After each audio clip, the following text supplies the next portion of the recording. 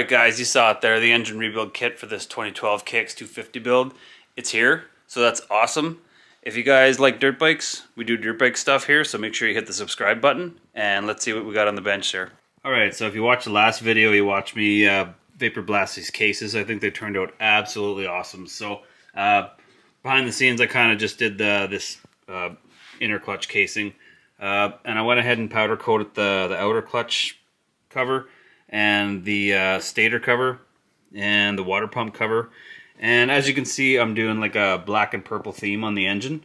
So I think that's going to look absolutely amazing when it's all together. But I went ahead and I bought a Vertex engine rebuild kit. So that's top and bottom rebuild kit. And I'll go through that in just a second here. But I also got this little guy here. That's a drain plug. It didn't have one in it when I bought it, so I don't know if that caused the failure or whatever, but if you guys watched the video, the top end was trash, so I had to get a new head, and I got a pretty good deal off eBay, so I went ahead and bought this one for, I think it was $711 Canadian. It was $500 US, so I got a pretty good deal on that, and I had to buy new valves because if you guys seen the if you follow my TikTok at all or my Instagram, you seen how bad shape the valves were. They were smashed right up. The head was smashed. And I bought 3 filters here. I always buy a couple of filters when I do these rebuilds, because when I get it all put together and I get the bike running, because I do all this vapor blasting and blasting and all this stuff on everything, just in case I missed a little bit, which I try and rinse these the best I can, I'll put a filter in and I'll run the bike for a little bit, and then I'll just drop all oil and just change the filter anyway after the rebuild. So it's a good idea to do that anyway. But I'm going to go ahead and put this rebuild kit up on the bench, and I'm going to show you guys what I'm going to do with that. So here's the rebuild kit I purchased on Rocky Mountain ATV. This engine kit comes with, well, it's supposed to come with everything. It comes with most of the stuff, but sometimes there's like little gaskets and, not little gaskets, but like O-rings it doesn't come with. Sometimes I have to go back and order those. So I'll definitely start the rebuild, and it's going to be pretty comprehensive. So you guys can look down in the description there. I'm going to timestamp everything, and as I go through the build, you'll be able to jump around and just go back and forth and see what you missed or whatever. So, but I'll show you how to put this engine back together. But I'm going to get this sorted here and start pulling the contents out. So the first thing you see when you open one of these kits is the gasket slash O-ring kit here. From my experience, these come with like 98% of the O-rings. I'm going to, just start putting this engine back together. Sometimes these don't have some O-rings that you need with the last kits I've used, but they've got most of them, which is really good. So not too much to complain about there. You've got the main bearing kit, which that's perfect. So you got your left and right main plus the seals. So that works out really well. And then you've got your transmission bearings plus the shift drum bearings. And I think there's a couple seals in there, but I'll open that up in a little bit because I'll show you what I do to put these bearings in. Because I'm up here in Canada, so I take advantage of the cold weather up here. And then you've got the water pump kit. So that's a full rebuild kit. And I think there's even another water pump seal in there. So I think it comes with 2 of them. And then you've got the engine oil seal kit, which that's going to go in your case there. So I'll show you where that goes as we go along. These come with the piston. So standard bore 76.96, which is 77 mil. That's the standard bore size. And then you've got the cam chain, so that's perfect, and nothing behind there. And then give me a second here, let me get this out. You've got this guy here, which is the, get this out of here,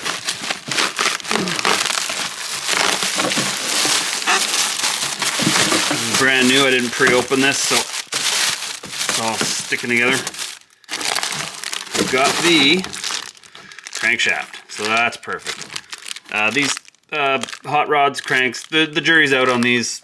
I mentioned in last videos, I've ran 2 of these kits with the hot rods crank. I've been racing both my bikes with these hot rods cranks, and they're no failures yet, so I guess I've just been lucky. But I think these guys have improved their quality over the years, so they probably heard the failures and complaints, so they probably, I assume they did something, because they're still making cranks, and as far as I know, they're doing better, because like I said, I got 2 bikes that I run, race, and these cranks haven't failed yet. So I'm going to show you guys what I do with these bearings, and I'm going to open some of these packages and split the bearings up into the right and left halves for the cases, and then I put them in bags and I just throw them outside. Alright, so I always keep these bearings separated by side. So this is the right hand side, and this is roughly how it goes. So you got the main bearing, you got I can't remember which is which, but you got the counter shaft, main shaft, counter shaft, and then you got your shift drum, and then this is the seal. So I'll link in the description below what service manual I'm using, but the manual says that it wants the lettering like out for the main bearings. So I'm gonna assume that's like out towards the installer as you're putting them in. So I'm gonna do this bearing the same, because it has no cover to it. But these bearings, always want to put cover down, and same with this one. So that'll go like that in the case. I'll show you guys after. But in the meantime, this is going to be it for tonight, because I'm going to take both of these bags of bearings, and I'm going to find the bearings in here, and I'm going to put them in a bag, and I'm going to throw them outside, because it gets really cold in Canada here. I think it's supposed to get like minus 18 degrees, which is actually fairly warm for this time of year. So usually it gets colder. I was kind of banking on maybe minus 20s, because that'll really shrink the bearings. And I'll show you guys in the morning what I do with the cases and the bearings to make this install really easy. Alright guys, so I got all the bearings, the old ones, out on the bench here, and I've got a bag labeled right hand and then one left hand. So these are all the right hand bearings, these are all the left hand bearings. So you just go through these, and what I'll do is I'll just put all the right hand ones out of here into here, and then all the right hand ones for the mains into here, and just split them up right hand, left hand. Usually there's 5 bearings on these 4-strokes. There's usually another bearing on either side for the counterbalancer shaft, but on Kawasaki, the way they cut the crank like this, usually the crank is round, and then they have a counterbalancer. This is what counterbalances, so that's what counterbalances the weight of the piston going up and down. They just took some weight off the crank, so that's the only difference there. If you go into any other, some other manufacturers, they use a counterbalance shaft. So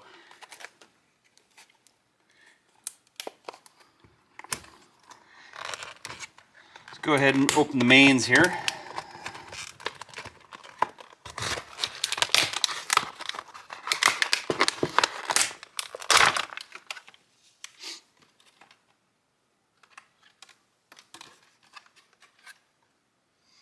And then you've got a seal, main seal, which I think this is the right hand one here.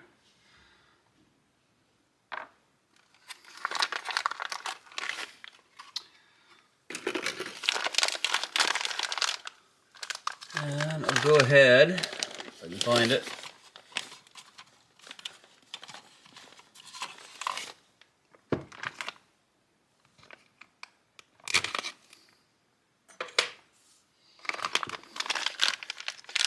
Cut that open. Actually, I'm going to clean my hands a little bit, best I can anyway. So that is very smooth acting, so that feels great. So on these, it doesn't matter which one goes left or right. So you can take whichever bearing for the main bearings and put it in each bag. It doesn't matter. So that one's the right and this one is the left.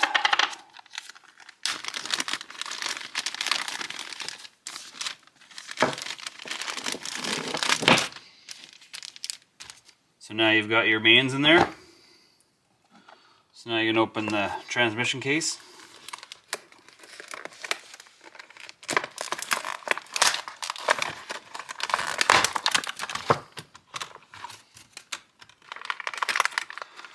And you can start sorting those.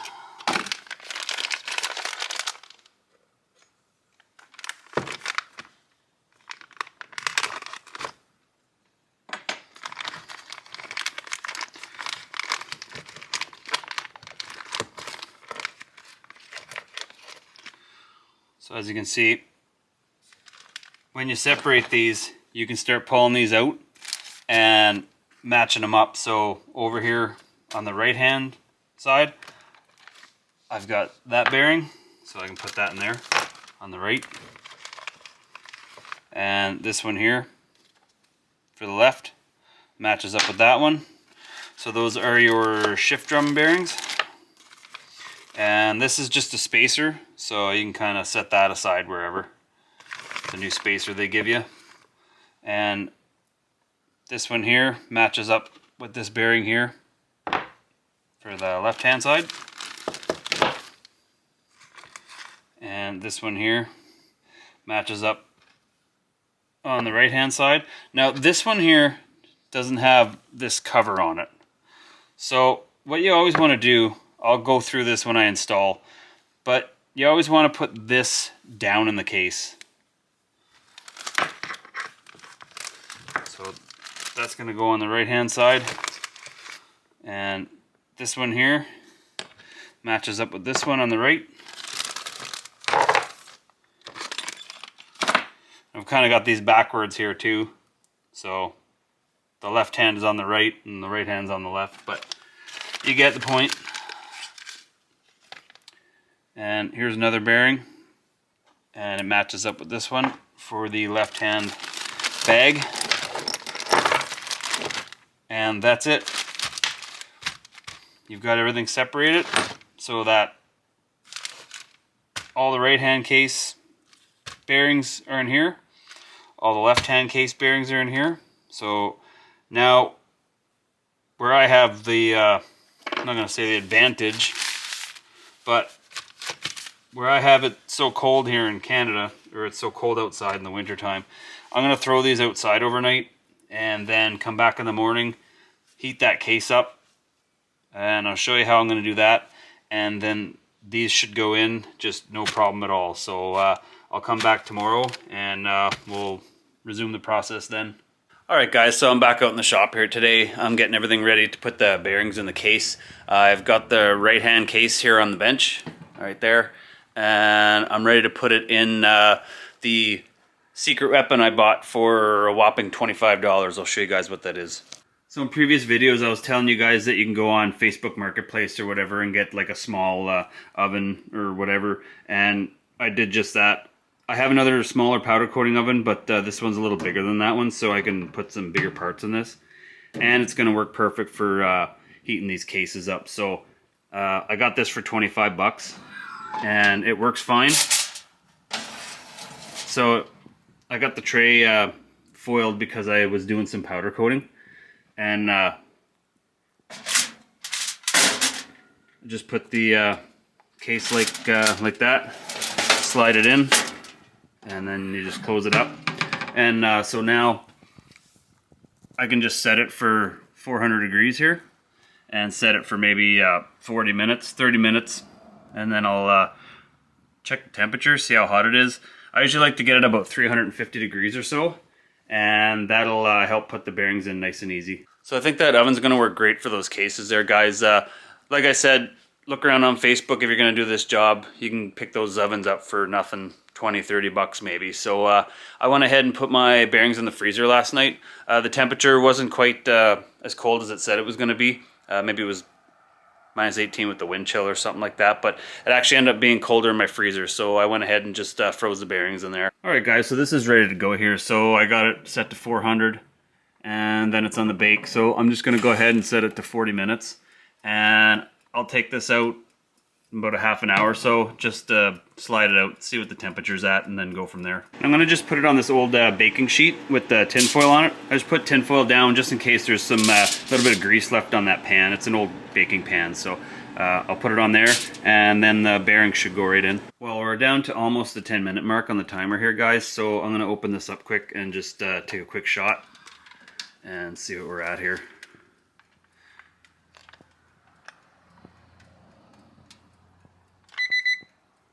So that says 207.8. So definitely going to run the timer out and I'll check again and we'll go from there. Alright guys, so the timer went off and now I'm going to put the case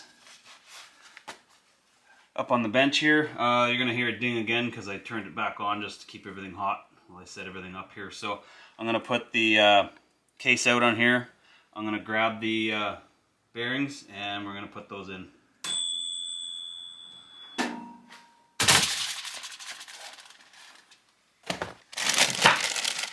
Alright guys, so we got the bearings here. So this case is at like 400 degrees or something like that. So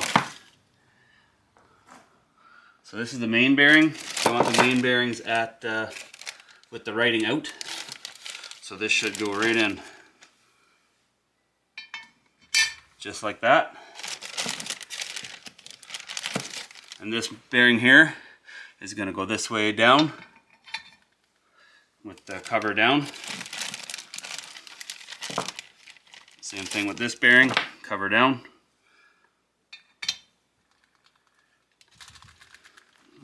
Pliers here. There we go. Sometimes they need a little help. It's hard to get those ones in there. Hard to get these ones in there sometimes because it's so deep down in the case.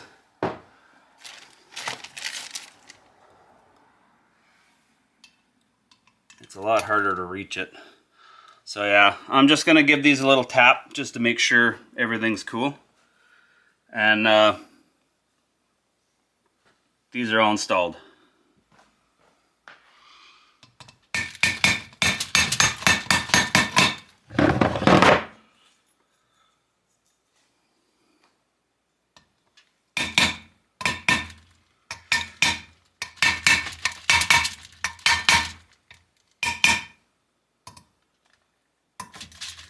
And when you're checking, guys, make sure you tap on the outer race always.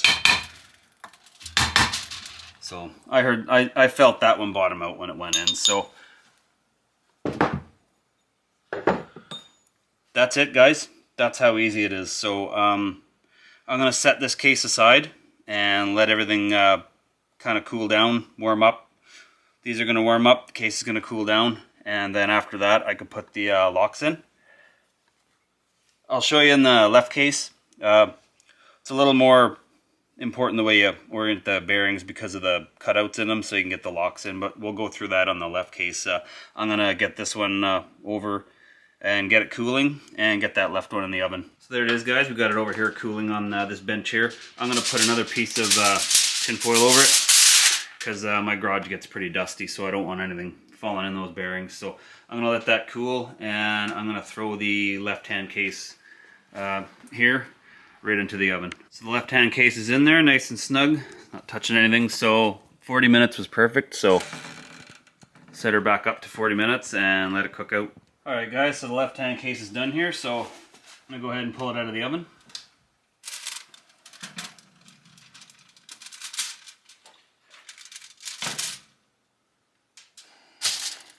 Up on there. So again, guys, it's going to be the main first, with the lettering out towards me. That goes in nice and easy.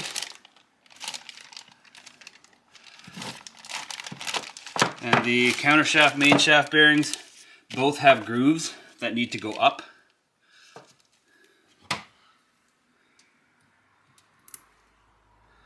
So I got a set of snap ring pliers to put this one in because it's so deep down in there.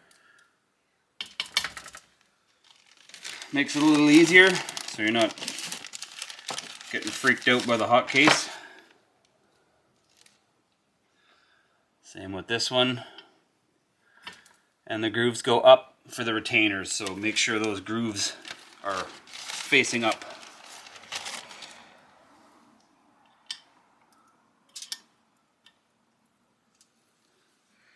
That one there just needs a little help. Just tap it in nice and easy.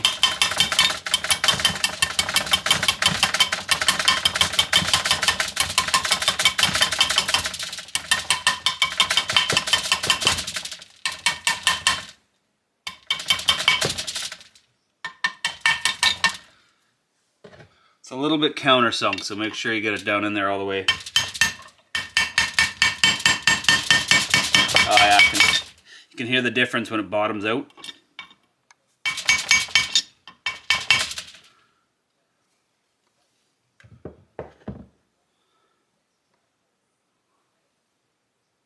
Just gonna triple check this here.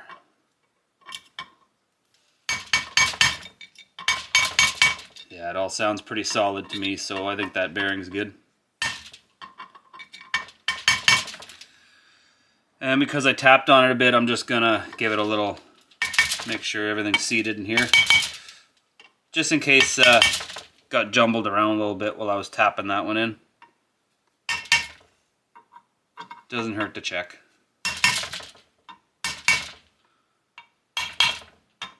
Yeah, you can hear how solid that is. So all those bearings are in there, guys.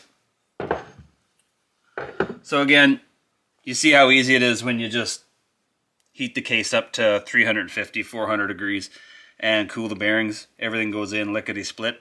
You can use a torch if you want to. I prefer to do it this way because then you can just heat the whole case up at once and then just put all the bearings in at once. That's how I like to do it. But a torch works, but I think a torch is even more money than one of these old powder or these old ovens. So I'm gonna let this cool down too, and then afterwards I'm gonna install the retainer locks, and I'll show you where I'm getting all the information for this engine build.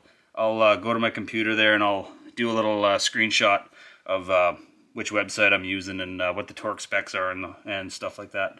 Alright guys, so here's the manual I've been using for this build. If you want to go to any specific page, you can just go in this little column right here, and I'll go to number 3, and that gives you your quick reference guide. And if you scroll up, this is KX250F motorcycle service manual. So I was on page 321, I think, and then you just hit return, and then it brings you down to the crankshaft transmission section I was working on. So this left-hand case, it shows you the retainers here, and it shows you right here that you want to torque them to 11 foot-pounds, and you want to use the non-permanent locking agent, so that's blue. Don't use red on these, because then they won't come out as easy, and you'll start stripping things and stuff like that. So be kind to the next guy. If there is a next guy, take this apart and use blue. Other than that, I'll leave the link down in the description for this service manual there, guys. Alright guys, so I got the right hand case back up on the bench here now. It's nice and cool. I can handle this thing now. I've got the strainer here. So I'm going to go ahead and just clean this off and just put this in there right now so I don't forget that. So these seals do kind of want to come off a little bit, so I'm going to grab some grease and goop them up a bit so they stay on there. And also you want this to stay in there while you're installing putting the case halves together, I should say. Grease on there, a little bit of grease on the around the outside here. So there it is, guys, your main oil strainer. So I've got this indexed here with an R, but it shows you in the service manual which way you got to put it in. So this goes right here. Put it down there like that. And that should stay still for you when you put the case halves together. And there's a little point that goes in there in the other case. So now you can go ahead and install the retainers here. So these are easy enough, they just go in here like this. They lay right in there.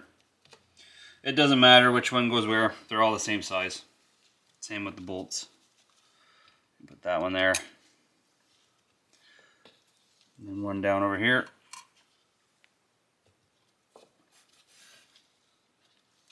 One over here. So what I'll do is I'll take a little adapter and a screwdriver here with a, this is a, what torque size is that? This is a T30. And you take some Loctite or stuck nuts, whatever you prefer for a locking agent.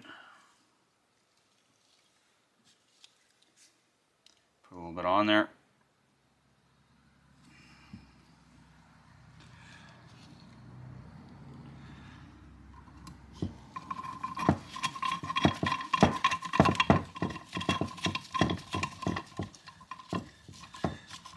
I'll just snug it in. And I'll just torque them all at once.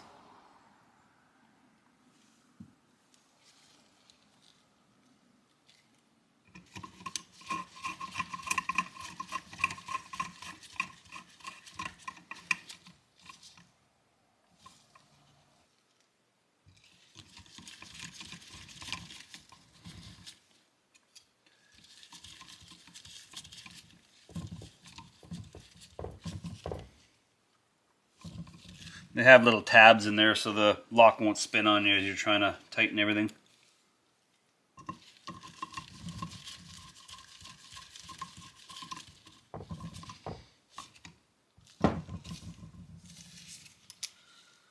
Now with that done, just going to use a little extension.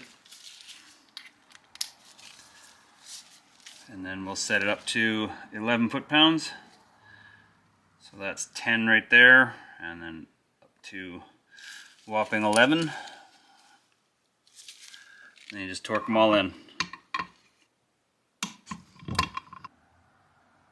I might be able to get away with that one without the extension. It's easier to not use the extension. It's just I needed it for that one.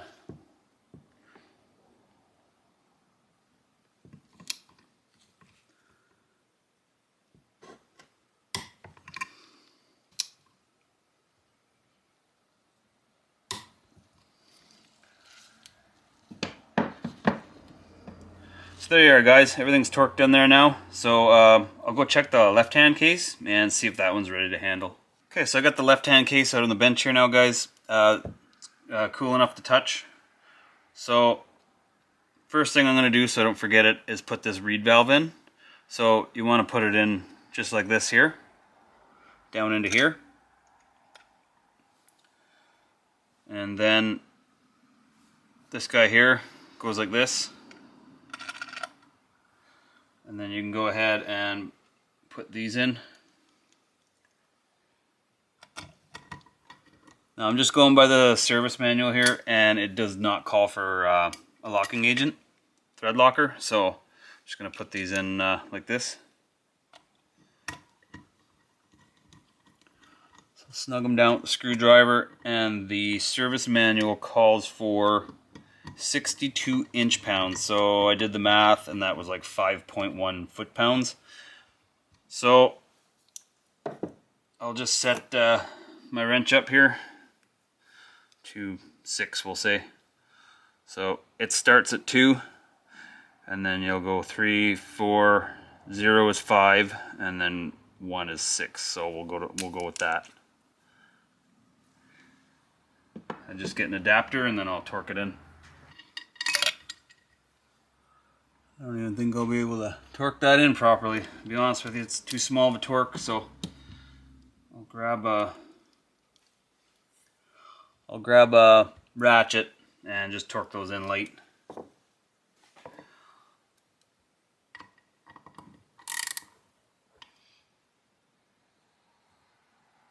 That should be lots there. I'm really not a fan of these Phillips heads.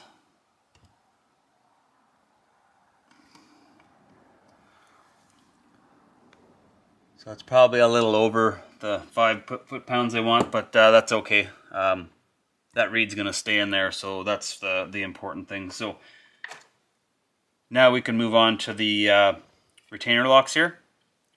And I mentioned before, the little groove's got to be up, because it's cut like that, so the retainer locks can fit in there.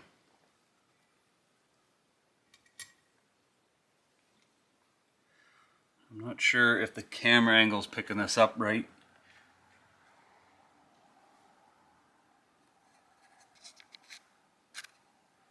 So I'm going to move you guys a little bit here.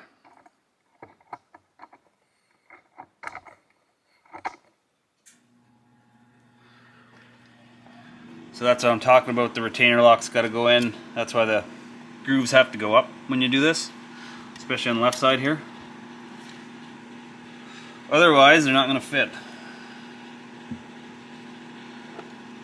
And you're going to have to ruin your brand new bearings getting them out. So again, same as the right side case, you just put them in. I just put them in nice and snug, and then I torque them after. So I might have to block the view a little bit here, guys. Sometimes there's a little bit tough to hang on to.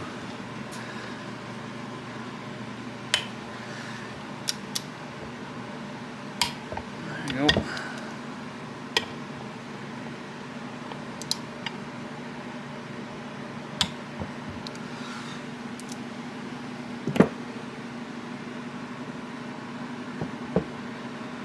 So there it is, guys. Everything's all torqued in, ready to go. So that's what that oil mesh goes onto. So when you put this one on top of the right hand one, when we install them, that's going to go into the other end of that mesh we put in the right one. So I just put the right hand case back up on the bench here for a second, guys, because on the other side of this case, when you're done putting the bearings in, this seal has to go in. So you just go ahead, grease it up, and you push it in until it's flush with the case. That's what the manual calls for. So there, guys, I got this seal in now, so it's flush with the case. So now that that's done, I can go ahead and flip this back over, and I'm going to put this up on some blocking, and I'm ready to install all the other components now, all the transmission components and the crank and everything now. Okay, guys, so now it is time to install the transmission gears here. So I went through the parts fish, everything's all here.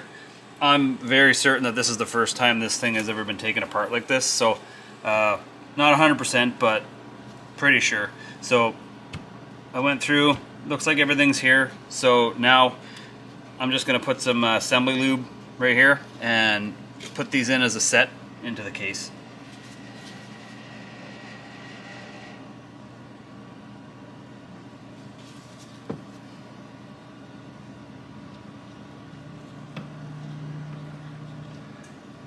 And I'm not worried about getting assembly lube in here. I'll probably put a little bit on the shift forks when I put them in, but all the rest of the gears are going to be full of oil before this thing starts, because I'm going to fill the case up with oil, and this thing will be moving around, and you know, you want to kick it over lightly anyway and get the oil kind of all over the cases before you start it. So this will have oil on startup, so that won't be an issue. So you just want to take these as a pair and put them in just like that.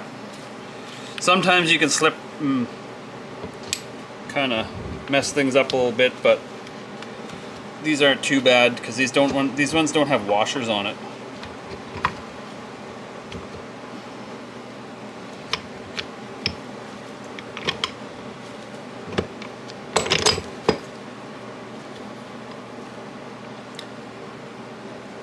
So I mentioned this in every video.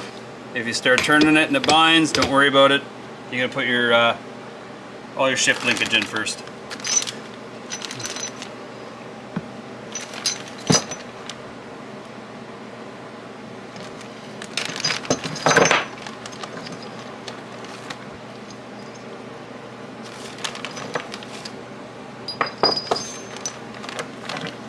So when you put these forks in, you're gonna have a 56.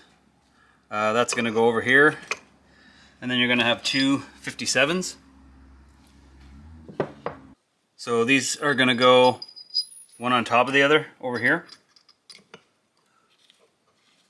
One there. And one there. But I'm gonna put some assembly lube on them first. The service manual says to put the drum in first, but I usually find it easier to put the forks in first and then put the drum in after and then slide the forks in. So I'll show you what I mean. But first I'm going to put some assembly lube right here.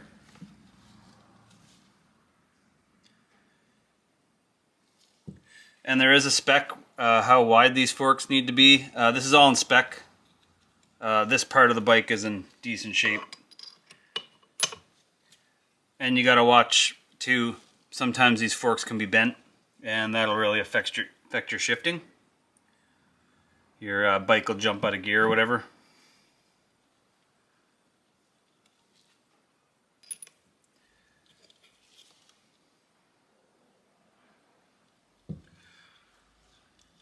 So you just go ahead,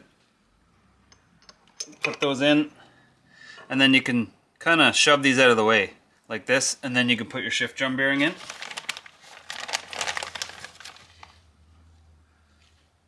And it's going to go this side down. Put some assembly lube in there. And you're going to have two little detents. I'll show them to you here. These here. So you just leave them out for now. Keep them kind of in sight in mind there. Make sure this is lubed up good.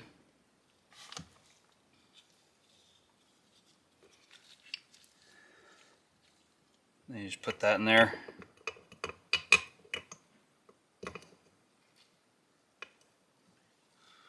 Oh, I must be putting that in the wrong way. I guess it goes this way.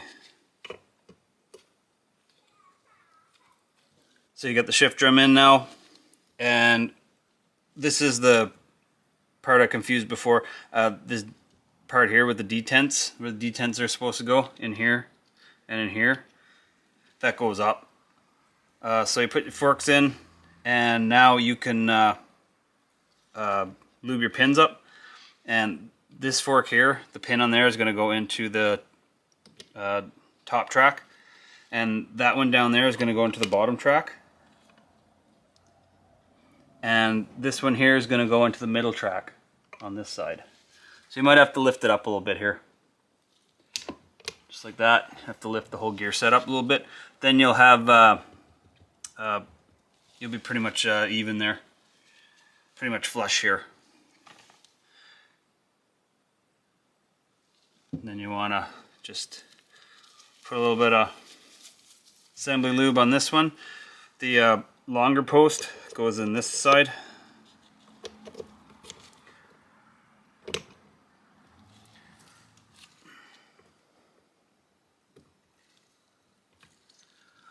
Sometimes these slip out, actually quite often they slip out. So now you just push it down. You'll feel this seat in there. It's going to go into the, there's a little hole in the bottom.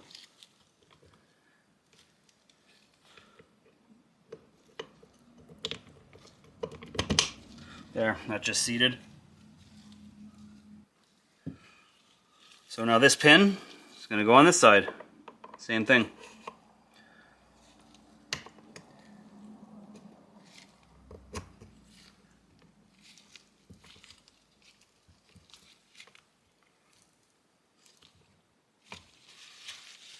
Make sure that's seated in there. There you go. So then, when all that is installed, if it's installed correctly, should be able to just spin away.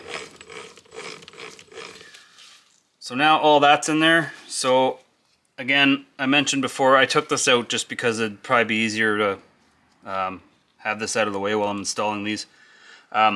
This wide part, you see how it's wider from the seal to the mesh, and the other side it's thinner?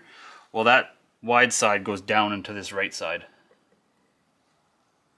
So you make sure that's there. And then next will be the crank. Okay, so we have this beautiful fresh crank here, guys.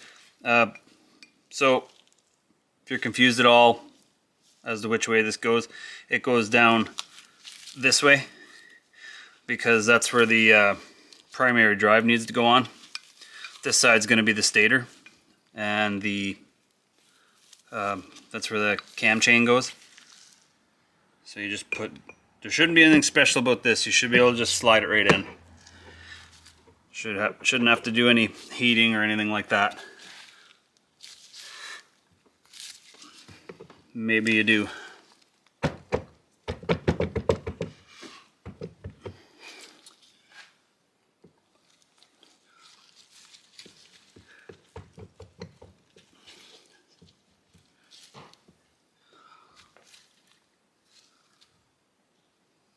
So it seems to have went in, but I'm gonna have to double check that for sure.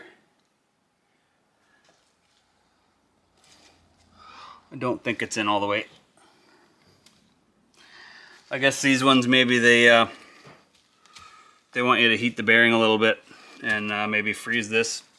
Last one I did, the Honda I did, it just dropped right in for me. So I'll give this a little love with a dead blow and see if it'll go in for me.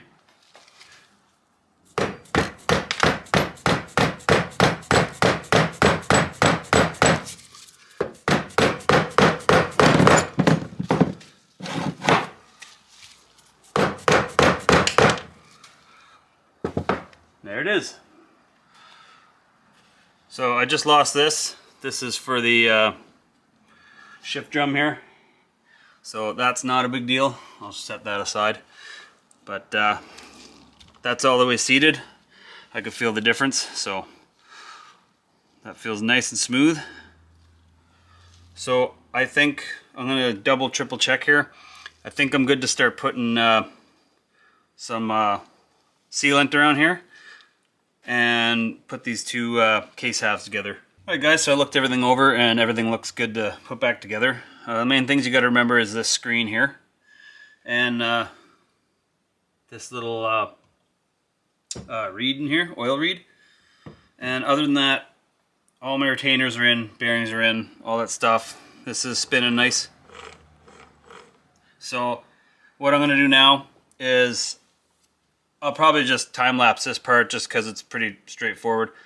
I'll use this Q-tip and some never sees, and what I do is where the dowels or locator pins go, I coat the inside of these and then I put the pins in so I don't have to deal with getting never sees everywhere. So I just use the Q-tip and then throw it out. And then on this side here, before I flip it over and put it on, I'm going to put this Moto Seal on. This stuff here is the best stuff to use because it's resistant to automotive fuels, namely gasoline. It's not as likely for a 4-stroke to have a ton of gas in the oil, but if you're putting like a 2-stroke engine together, this is the stuff you absolutely need to use. This is just bonus on 4-strokes. You can get away with just regular gasket maker because I used it on my YZ250F, just regular gasket maker, and I think that's the only case I have that doesn't leak. So this stuff here, it's good stuff. Works on 2-strokes and 4-strokes, but if you're going to do, like I said, if you're going to do a 2-stroke, make sure you use a Moto Seal. So now, like I said, just I'll time lapse me putting all this stuff on, and then when I'm ready to flip it over and pull the cases together, I'll come back at you.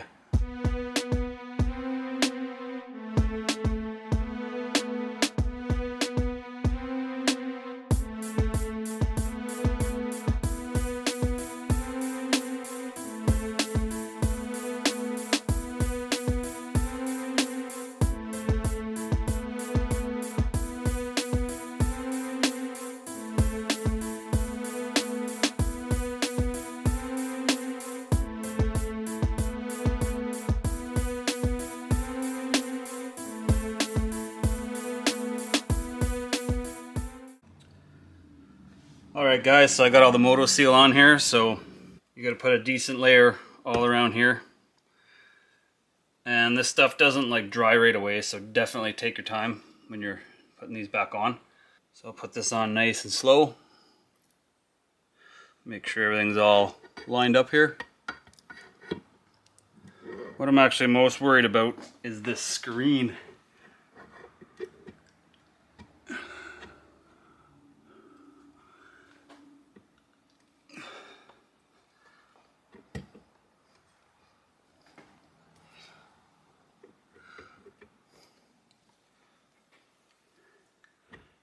Make sure that that screen is going to line up. But if the dowel pins line up, then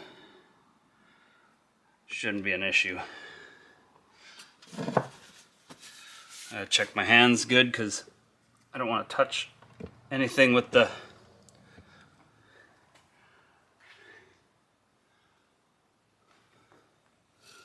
moto seal. I want the moto seal to stay in here.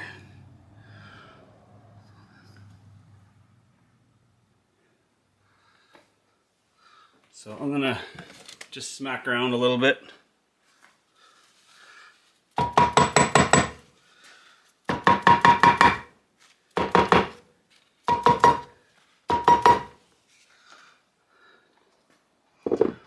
Then I'm gonna hook up the puller installer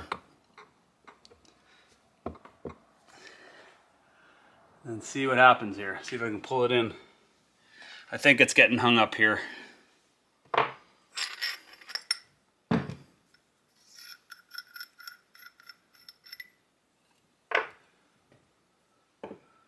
So the way you hook this up is you put this in.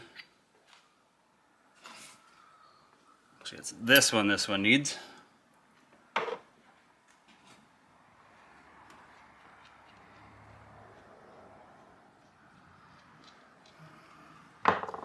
Then you put this over like that. You screw this in.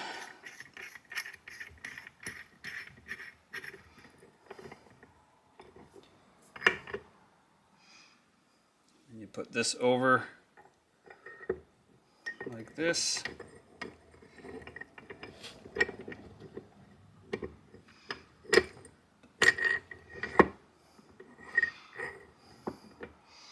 This is not going to work like this. I'm going to need something to go in here on this particular case.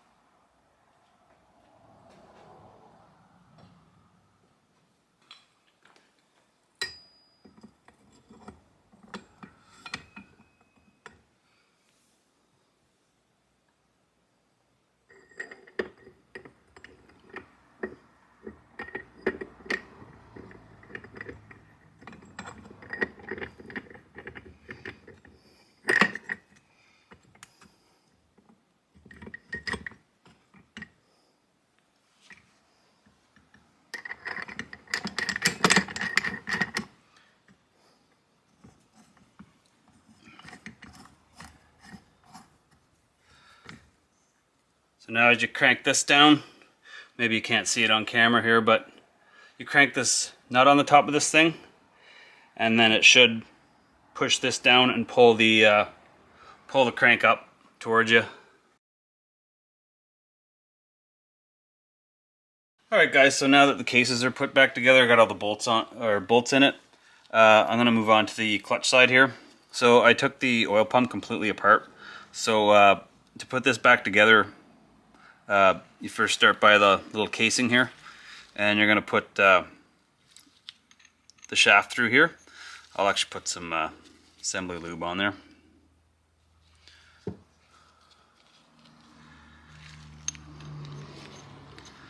And then there's two little pins that go in there.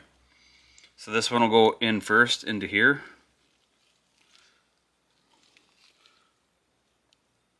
Try and line it up like that.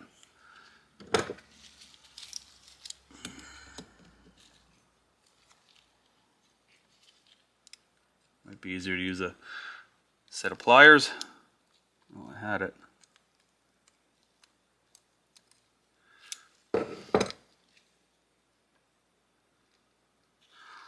Then with that in there, you can go ahead and install this part here. There's two of these, but this is the thinner of the two. So you put that in here first. And once that's in there, then that little pin can't come free. There's not enough room for it to get out. So now you can put this piece in. Put some assembly lube in here.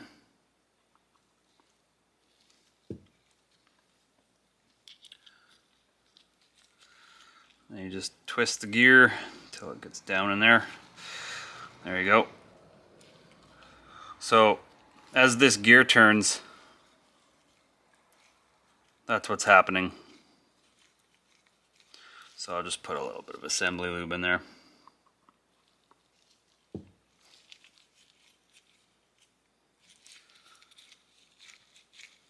So now with that put back together,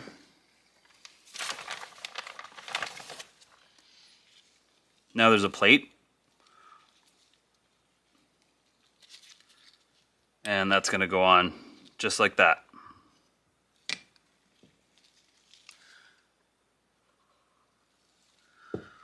So I just spread the assembly lube around. This plate, if you can see here, this got pretty hot. There's a few things in this engine that got a little hot. So now that that's in there, now you can go ahead and put the other pin through and the other part of the pump on. But first, actually, you know what I'm going to do is this piece here is a little thicker, so that goes in right there.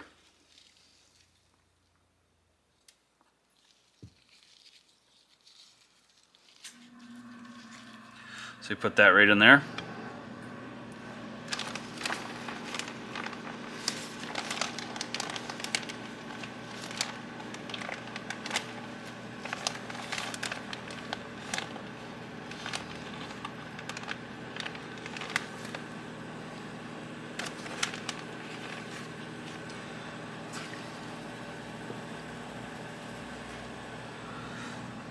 Then you can put the second pin. These pins are identical, so if you ever have to put one of these pumps together, this pin and the one I put in before, the part numbers are identical, so it doesn't matter where they go. So you put that through there, and then you put this one onto there. And then you go ahead and install the dowel pin. You don't really have to worry about never sees on these dowel pins. Reason being is it's constantly saturated in oil. So now you just go ahead and this piece here is going to line up with that dowel.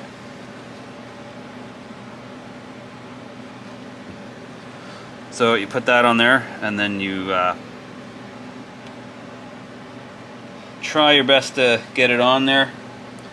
You might have to turn the gear a little bit to get everything to line up.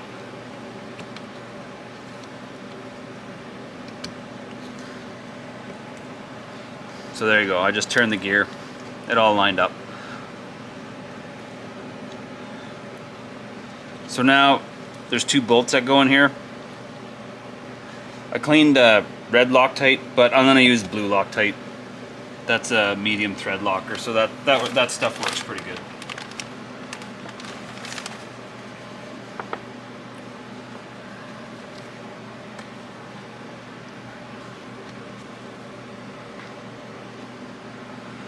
So you just put a little bit of blue Loctite on the threads.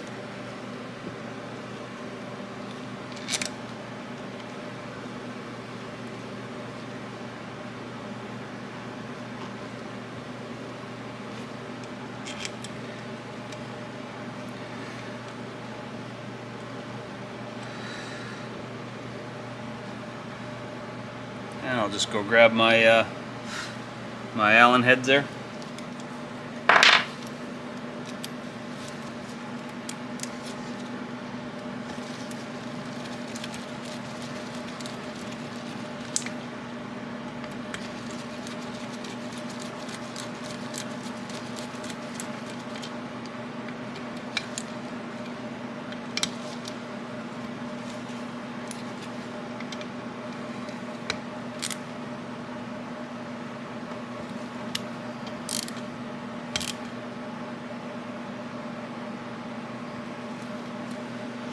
Alright, there we go.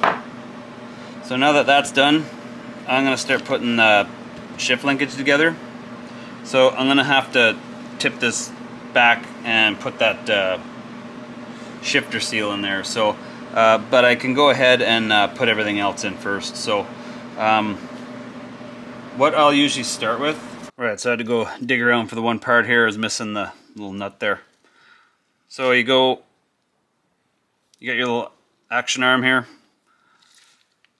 and then you got this little spacer that goes in behind there like that, and then this piece here hooks underneath there like that. So you push that all down like that.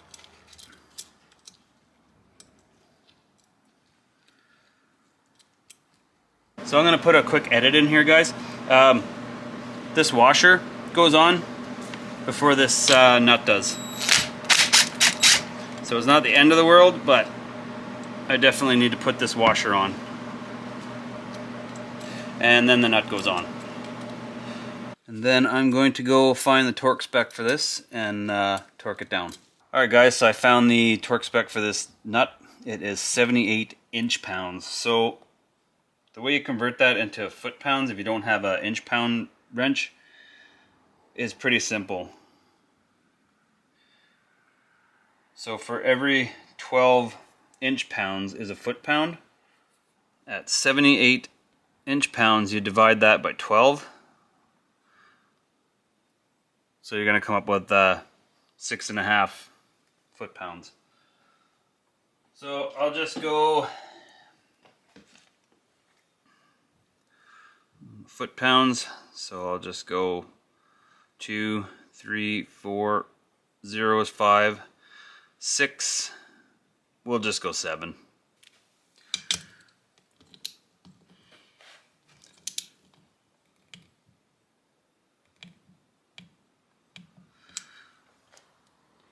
So I don't know if you can hear that click, but there's not much to it, so that doesn't have to be overly tight.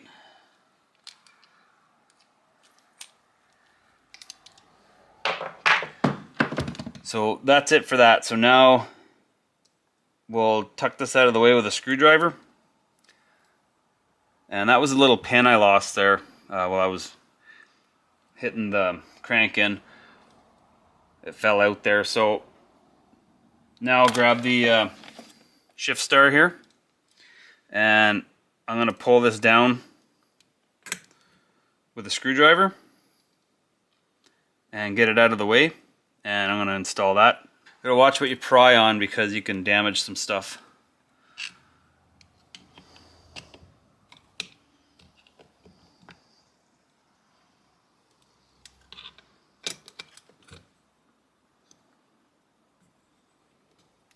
You've got to get that little piece lined up with the pin.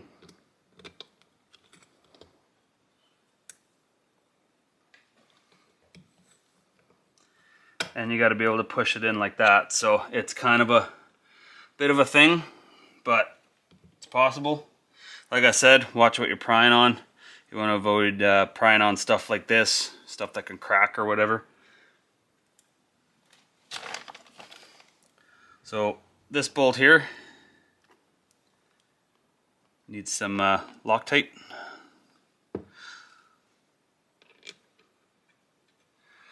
That's a 12 mil bolt. So I got the torque spec right to the computer there, so I'll go figure out what that is. So that's 18 foot-pounds is what they want that at.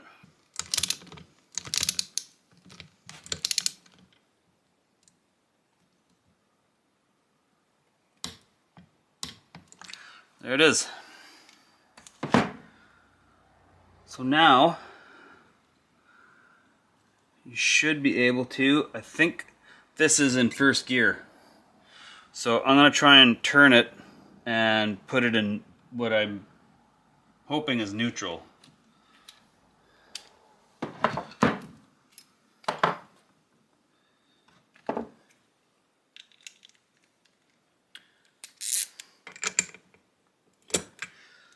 So there's a little, I don't know if you can see it or not, but in here it's kind of shaped like a V, and this little wheel sits in it. So that usually means that it's neutral. So I'll tilt it a little bit forward, and this should turn independently from the other side, which it does. I'm holding the other side. So if you turn it this way, oh, you gotta turn it here. Sometimes you gotta mess around with these a little bit. You're bench shifting these. There. Oh, it just went into there. So that's first gear. Keep in mind this is all dry, so first gear, neutral, and then be second,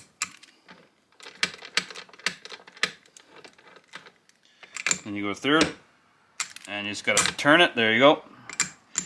That's third, and then fourth, and then fifth. Should just need to turn it a bit.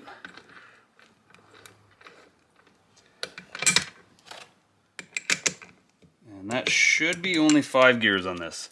So that's it for that. So back to fourth.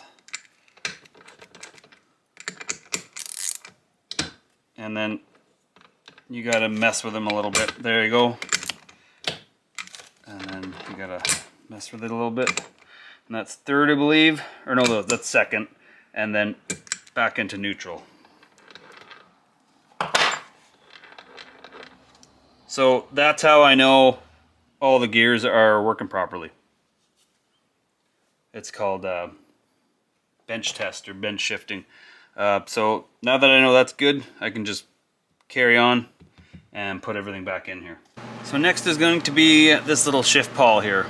So I like this design that Kawasaki did, because this actually all holds together, so you have to actually pull these out to get everything apart. So that's a really cool design, because usually when you install these you gotta like try and pull everything together and hold everything together. So I'm gonna go ahead and put some assembly lube in here. So now you just hold it this way, you take your little plate here, and then you feed this up through here like this, and then it's really easy to get into this shift star because everything is kind of held in place for you. So now that's easy enough. So now you can put this little piece on here. Actually, I'll put some assembly lube. Helps hold it on there.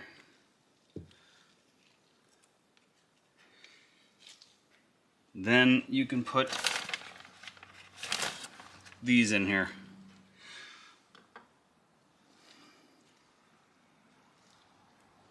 So I don't know why they did this, but one's this style, an 8mm, and one's this style, which is probably another T30, I'd say. So I'm gonna go find the torque spec and then come back and torque these in. Alright, so I got the torque specs there, and they want this one with the Torx head at 11 foot-pounds. And I forget what the inch pounds was, but I converted it into like 8 foot-pounds for this one here, over here. So I'm going to put thread locker on them both and then torque them in. This is T30 again.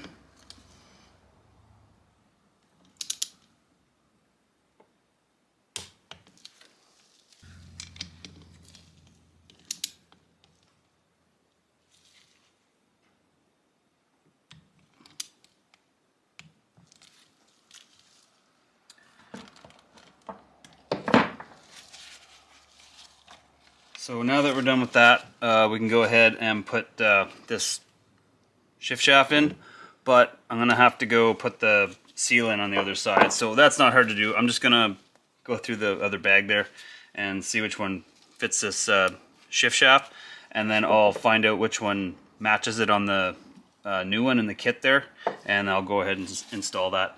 Alright, so I got the seal on the other side. It looks just like this.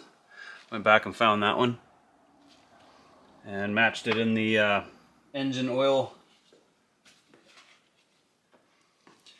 oil seal kit. So this here, I'll just put a bit of grease on it. And that should go right through that seal on the other side. Now make sure there's a washer here and there's a snap ring there. And this is going to go over this pin.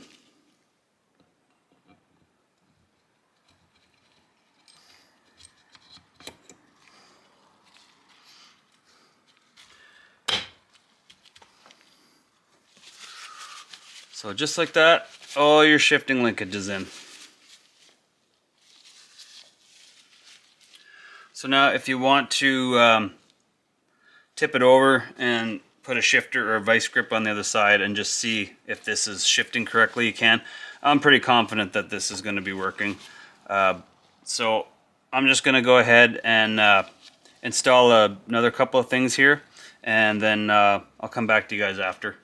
Okay, so this piece here is kind of like a spindle. So it goes right here. And an idler gear goes on that, and then there's a snap ring.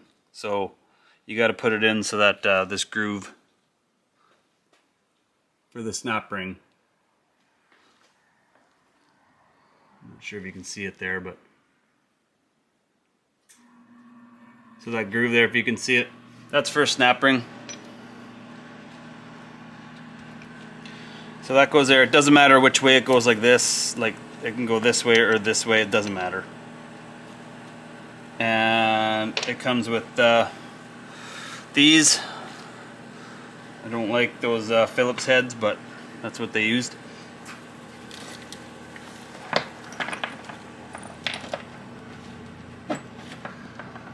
And then this here is for the Kickstarter mechanism, so that locks in behind there. So more blue Loctite there, and I'm just gonna torque these in. I'm not gonna go by spec. I'm sure there's a spec, but it's probably like whatever, 8 foot-pounds or 11 foot-pounds for these or something like that. So I'm just gonna tighten these in and put some thread locker on them.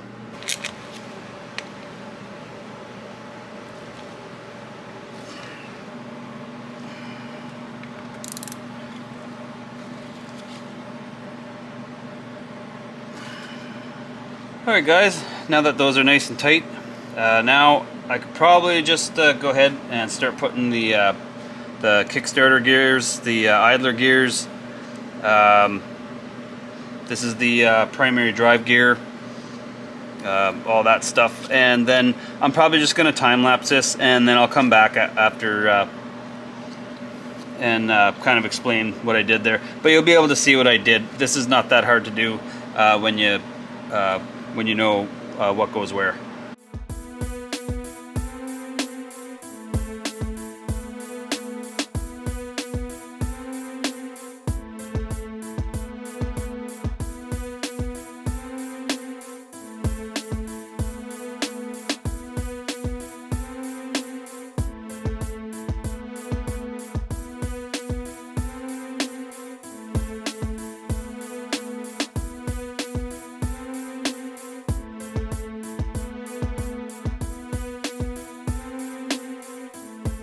So this is a really tight fit here, guys. I'll stop the time lapse just for a second here to explain this. So this gear has to go on before this gear, and it has to be meshed in with the oil pump gear there before this will go in. So it has to go in all the way into the gears, and then you have to try and like slip this past it and kind of finagle it in there. So, but that's how it goes. This here rides in behind these teeth here. So that's going to be that's super tight clearance there. All right, guys. So now that you got this on there, you can put the washer and the nut on. So the washer is actually a spring washer. So it's kind of like a lock washer type thing. So it's convex here and it's concave in there. So the concave side goes down in. And this nut is left-hand thread, so you twist it left to get it on.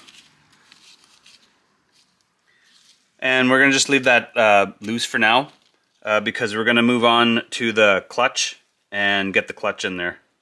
So the first step to putting the clutch on is you have to put this sleeve in here. So you put a little bit of assembly lube as usual. In and out. Inside, outside. And then you'll have this needle bearing set. That goes in next.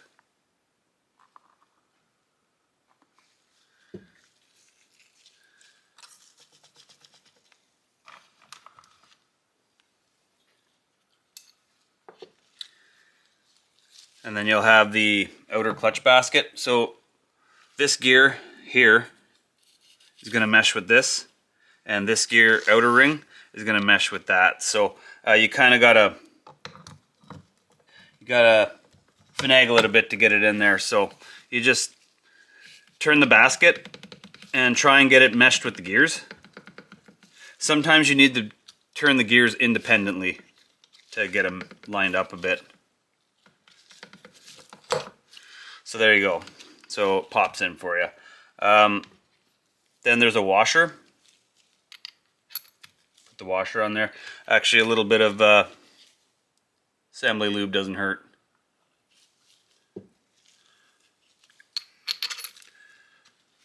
Just make everything easier when it starts up. So after that, you can put your inner basket on.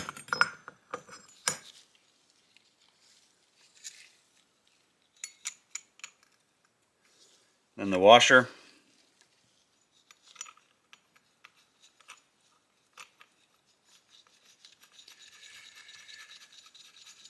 And if you're looking in the service manual, I believe they call this the either the master clutch hub nut or just the clutch hub nut. And I'm gonna get the torque spec, and I'll show you guys how I torque these down. Alright guys, so I went and found the torque spec for this nut here. It's 72 foot-pounds. So you're going to use a 1 1/16 socket or 27 mil, whatever you got. So I got my torque wrench set to 72 foot-pounds. And I'll show you the holding tool that I guess you don't need it, but they're awesome to have. This Tusk clutch holding tool. So you hold the clutch with this piece. This also holds the flywheel. You can put them in the holes in the flywheel if they have them. Sometimes they do, sometimes they don't. But what you do is you take this tool and you put it in the inner basket like this. And then don't over tighten it, you just need to hold it steady.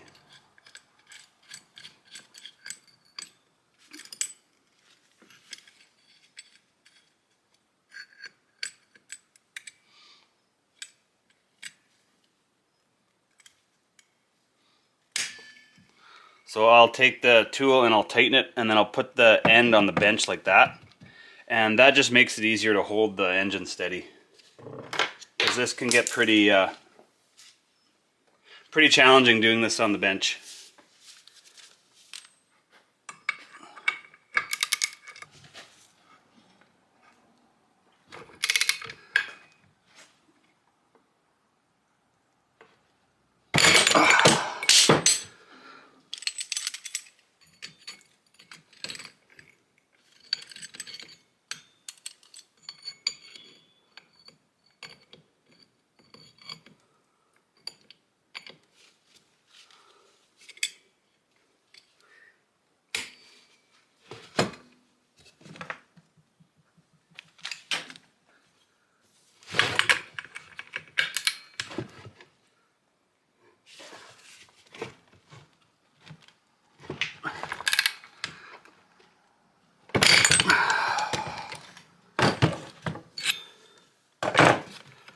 Alright guys, so as you can see, the tool was just slipping off with trying to torque it on the bench there.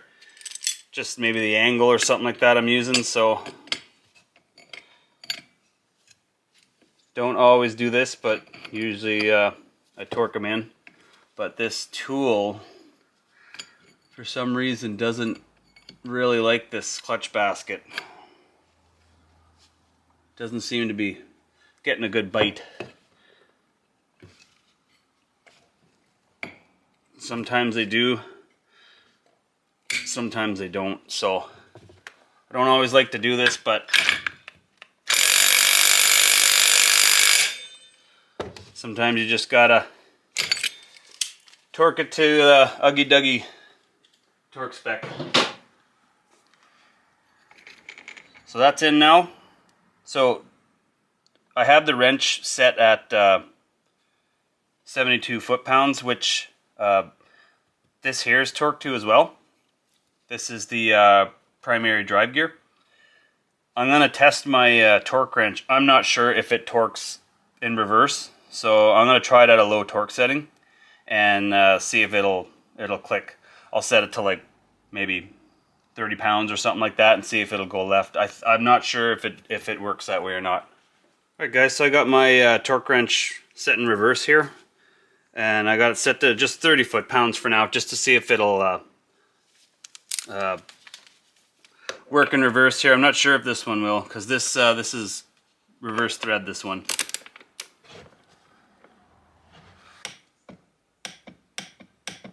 Okay, so it does work in reverse. So now I'll set it up to 72 foot-pounds. See if I can get that to torque.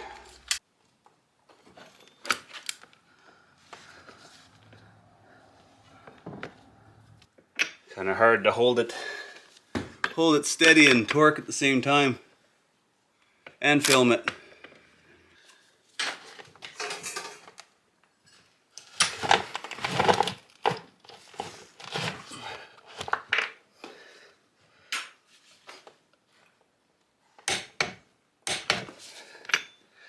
There we go. I was able to get the leverage there.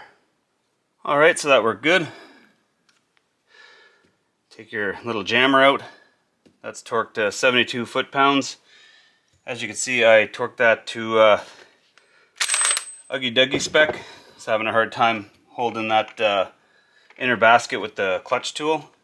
Usually the clutch tool does a good job, but this time it was just slipping out of it. So now I'm going to move on to the clutch discs, and I'll show you why I'm not reusing them.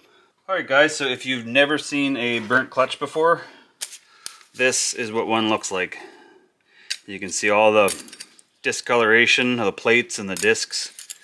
So this got really hot, and I measured it, and the spec for these friction discs, the service limit is 0.72 of a millimeter, and that's pretty much what these are at. Anywhere from 7.3, 7.2, 7.1. So if they weren't cooked anyways, I probably wouldn't be reusing them. But I'll just show you how I put these in, because I'm just gonna put this stack in. So what I'll do is just when I put these in, you'll see guys soak them in oil. You can do that, but you don't have to, because I've mentioned before, when you fill this thing up with oil, it's going to be up to wherever, like here or whatever. So you're going to kick your engine around a little bit before you try and start it. So these are going to get full of oil anyways. So to avoid a mess putting them in, I just put them in dry. I haven't had a clutch failure, so I just put them in like this. So you start with a disc, a friction disc, and then you go plate, and then these notches here, see if you can see them. That notch, I line them all up together. So you just go disc plate, disc plate, disc plate until you're done. And you start with a friction disc and you end with one. So, and like I said, you should end on one of these.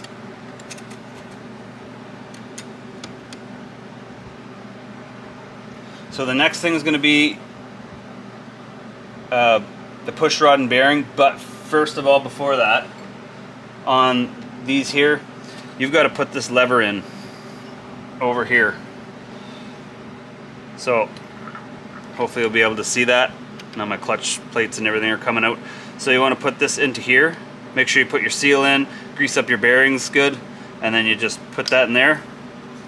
And you can set it in any position, but I set it here so that when I put the rod in, it just goes straight in, and then you can put the ball bearing in after. So all stayed in good. So now the push rod, and you'll know if that lever is in the wrong position because you won't be able to get your ball bearing in because it'll be out like that. That push rod will be out too far. So you turn this until it recesses in. Then you can put your ball bearing in. So now that that's all in, I can't remember what these things are called, but make sure that's there. That goes around the ball bearing there. But this here assembly is your pressure plate.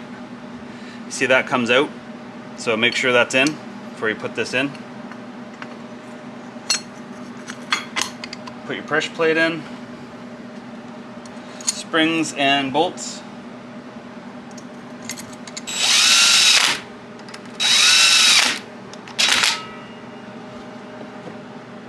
So I looked in the manual, guys. Maybe I'm looking in the wrong spot, but that might be in the index or at the top of the service manual. These here, I don't usually like torque these. I'll just snug them in. I'll put some blue Loctite on them and then just give them a good snug. You don't have to really tighten them. You just got to give them a bit of a snug because they're just tiny little bolts. So if you want to, go ahead, look through the service manual. I usually don't bother with these because they're so tiny. But other than that, this side here is done. So I can take this and get this out of the way. And now I can go on to the inner clutch cover and start putting the water pump and stuff together. Alright guys, so I got the inner clutch cover here. And I'm hoping everything to put this together here. So I've got my rebuild kit for the water pump here too. But the first two seals I'm going to start with is the Kickstarter seal, the shaft seal, and the sight window for the sight glass for the oil. First I'm going to start off by putting some grease on the inside of these bores. So I got a little brush here I'll do that with. The reason why I'm doing it inside the bore, not putting it on the seal, is because I don't really want to touch the glass there with the grease, if I can avoid it. On the outside's not a big deal, but I might get it on the inside, and then I gotta clean that out. And you just try and push it in with your hands if you can, because it's glass. I'm not sure if it's glass or plastic, but so that goes in nice and easy there. So the sight glass went in nice there, so that's good. And now put the Kickstarter seal in. That one probably is going to need to be driven in with a socket here.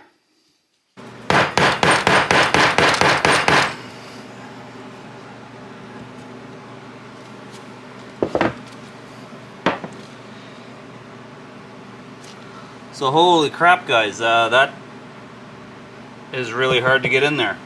So I guess you need to heat up the case and cool the seal to get this in. I think that's a little bit overkill.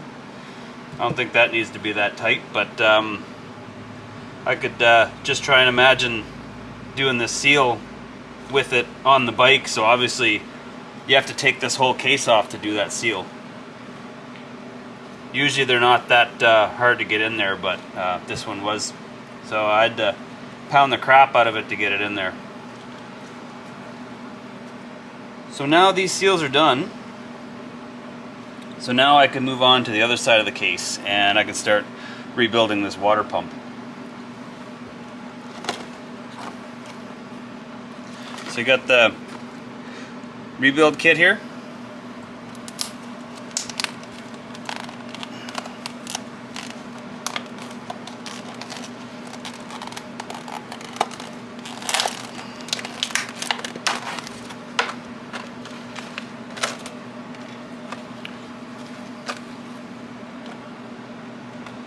So you've got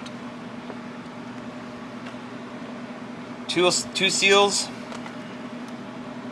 and a bearing. And there's another main seal here. And then another seal for, it actually goes in here.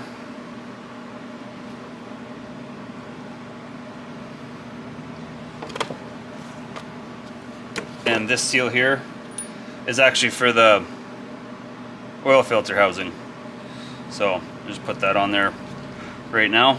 So these seals are a little bit different. So one's a little bit thicker than the other.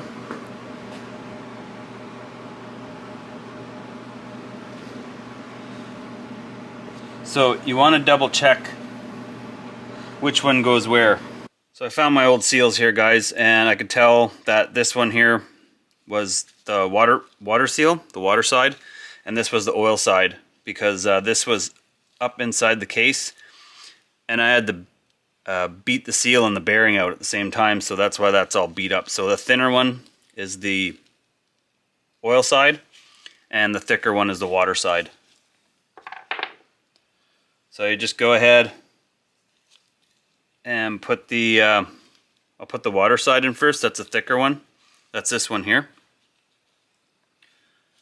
So I'll put a bit of grease on the seal. These usually aren't too hard to push in. So I just push them flush with the case. And then you shouldn't have to worry about the pump hitting it or anything like that. So I'll grab a socket that's about that size and just push it on. So that'll work just fine.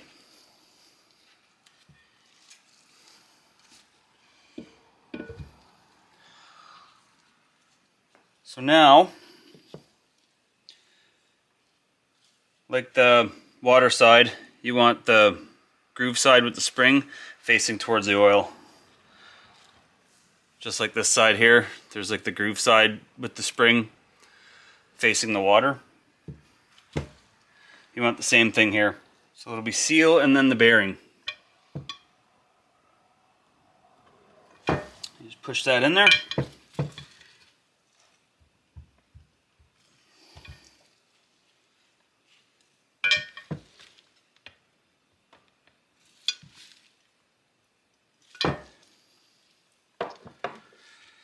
Then on the bottom here, see if I can make this focus.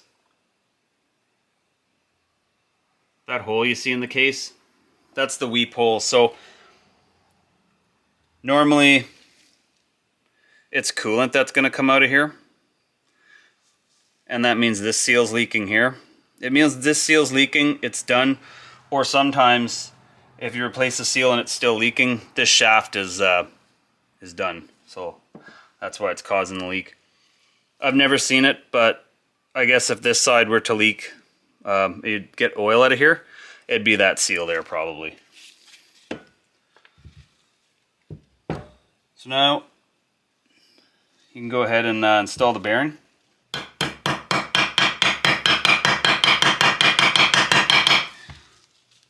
Maybe you might just have to tap it in. So I went ahead and pulled this bearing out there, guys. I guess I'm going to freeze it. I'll freeze it for a little bit and see if that helps. So another seal that goes in here, guys, is this one right here. And it's held in by this snap ring here. So when I pulled it out, it was this groove side with the spring down and with this on top of it. So that's how I'm going to reinstall the new one. I hope the kit came with it. And it did, so it's that one right there.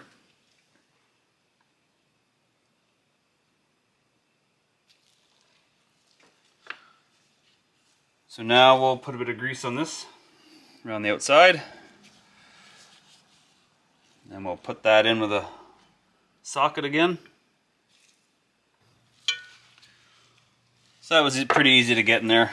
So then you just go ahead and put the snap ring in, and then that's good to go.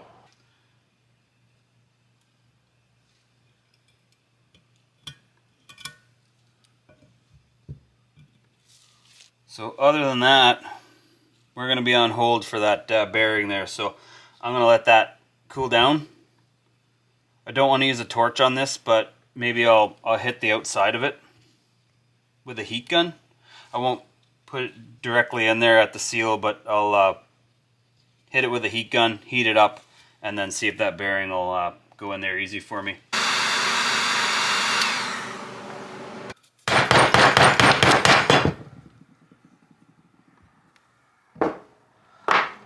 Alright guys, it is in there, but I still had to hit it pretty hard there. But it's in there anyway, so you want to get it in there until it's flush with the case. Okay guys, so I got this flipped over now, so I'm going to install the impeller here. So you just take this off. Try and keep the impeller all in one piece because it goes the bolt through the impeller, and then there's a washer on the back of it here.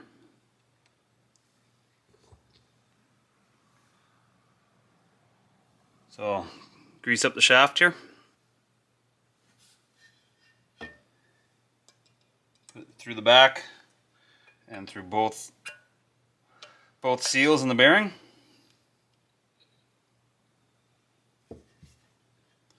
So you're going to have to back it up somehow in the back here. And then just give it a good snug. So this bolt is 8mm. So you just grab the back of the gear, try and hold it the best you can.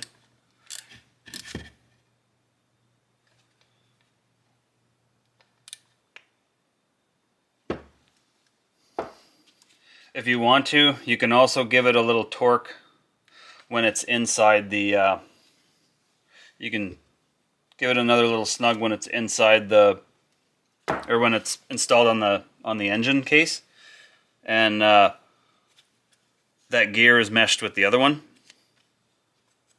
But that's probably good right there. With the Loctite and everything involved, I don't think it's going to go anywhere. I might give it another little snug after. But it's not a great idea to jam anything in here because you can end up cracking the case.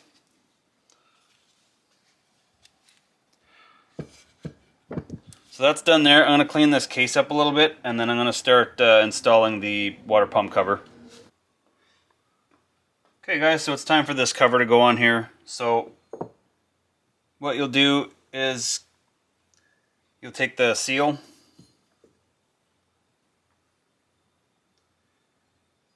and try and figure out which way it goes on. Looks like that way. And then that should fit right in there just like that.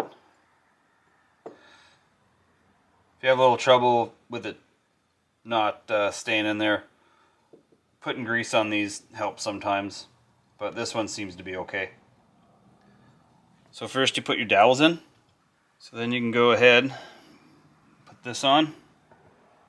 Maybe not.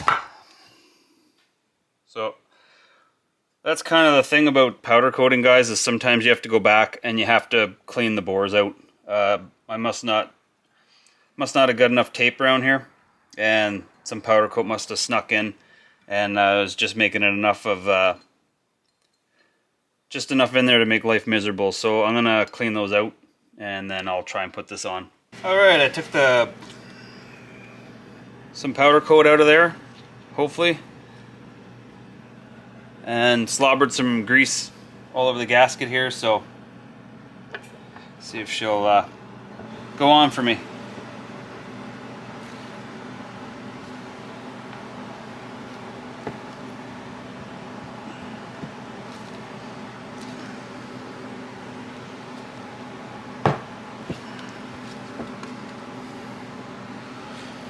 There we go, it just went on. So now these two bolts go one in here and one in here, but they use crush washers, so make sure you put them in. I actually bought this spec bolt kit, and it actually has two brand new crush washers in it like that, so I'm going to go ahead and use those.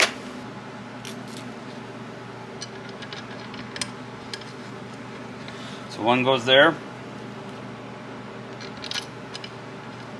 and one goes right there.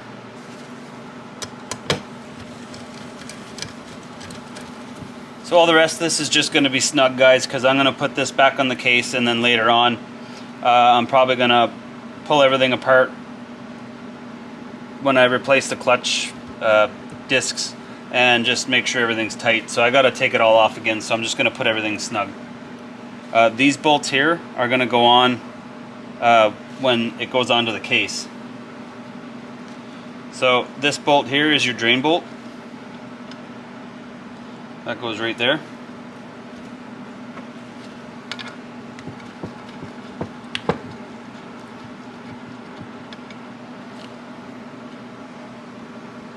And this is for the filter, the oil filter. So this spring will go on there, but I'm just going to leave it out for now because I don't want it lost. So I'll put those in snug for now.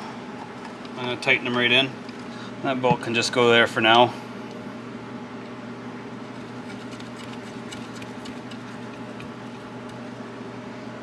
And so you got one washer left over, which is this one, and I'm going to put the rest of the engine up on the bench, and I'll show you where that goes. Alright guys, so I got the rest of the engine back up on the bench here now. That little washer I was talking about, that was left over from the water pump there, that's a thrust washer that goes right here. So I put some grease in there just to make it stay. So of course there's going to be a gasket, but like I said, I might need to take this whole thing off to replace the clutch cover, or the clutch plates here. Sometimes you can't get them all out with just the outer cover off, so I'm just going to leave this all loose so I can get in here and get access to the rest of the clutch if needed. So I'm not going to put the gasket in for now, but I can put the locator pins in here. So you just want to do a little bit of grease, or never seize, grease or never seize, doesn't matter, in the holes in the bores. Or you can do the pins too, it's up to you. I like to do the holes so I don't get grease on everything, or never seize, even worse. So I did the locator bores on this one, and I did the seal for the Kickstarter, so hopefully that'll be easy to come off. So now this is easy enough. You just, of course, like I was saying, you'd put your gasket on. I actually would do a film of grease around here and around the inner cover here, but I'm not going to do it yet because I'm not putting it on yet. Like I said, when I replace the clutch pack, I'm not sure if I'm going to need to take this off, so, but for demonstration purposes I'll just put it on here. So I think I'm getting held up by the seal here, guys, so I'm going to put a bolt in and see if I can just tighten it in. Guys, I'm going to take this piece off here, and then we'll come back and see what's holding this up here.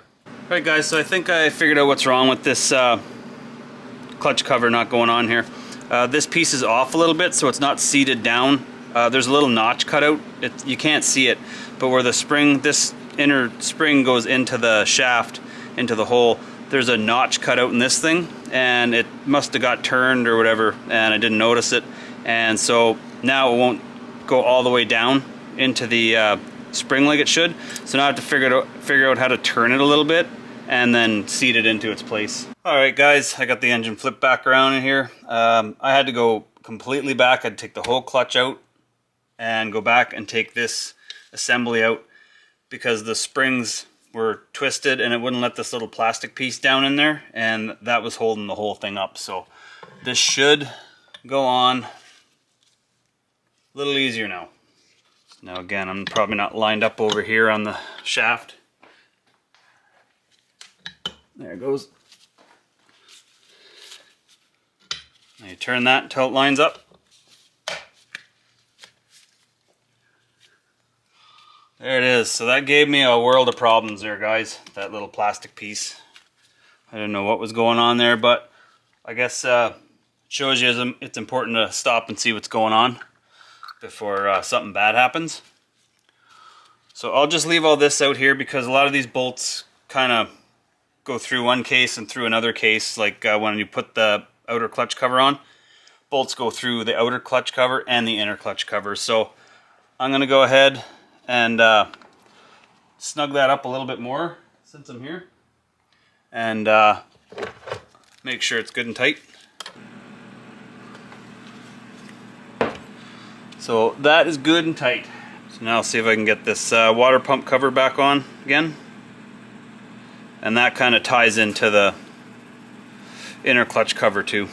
So again, you would have put a gasket in there, but because I'm not installing it permanently, I didn't put mine in because, like I said, I might have to take this whole piece out to get the clutch pack replaced.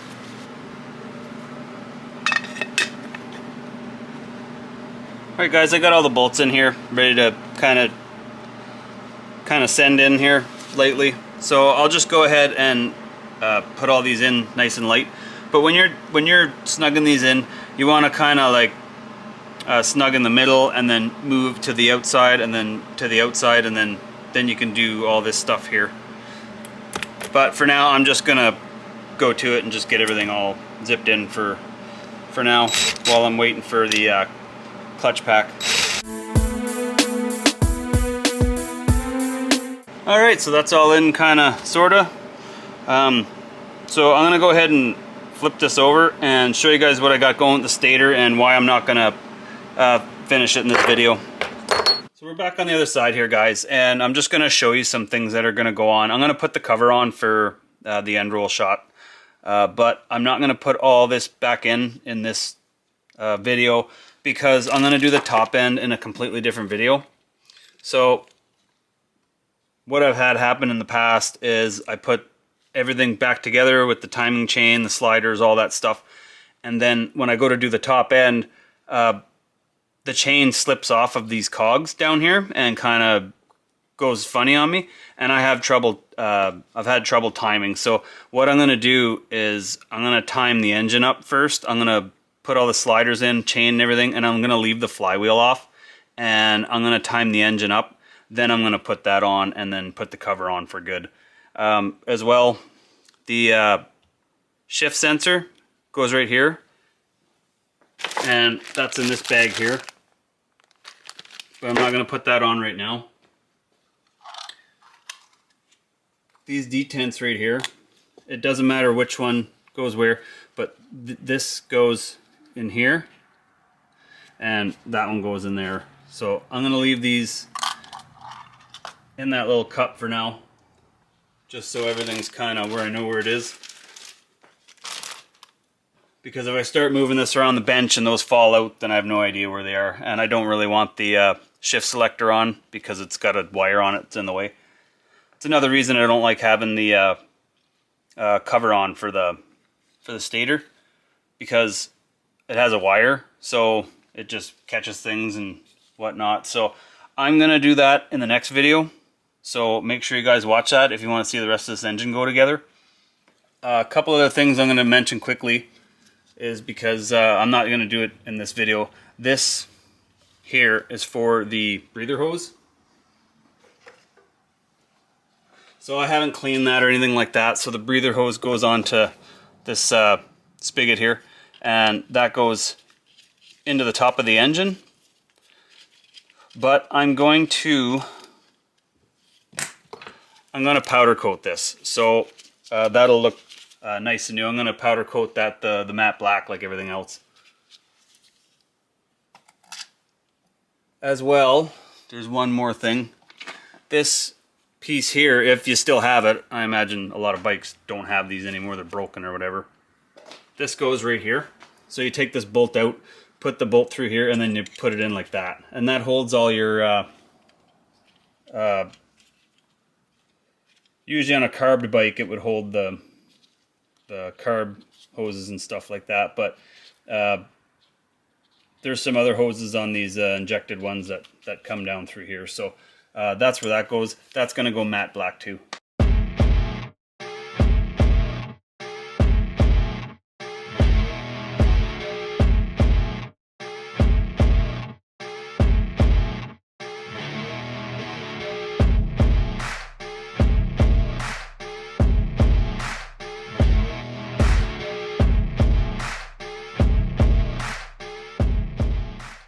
So I got the bottom end together, guys. It looks awesome with all the powder coating, vapor blasting. In the next video, I'm going to do the top end, so make sure you tune in for that. If you're new to the channel, hit the subscribe button, hit the notifications bell. As always, guys, thanks a lot for watching, and we'll see you in the next one.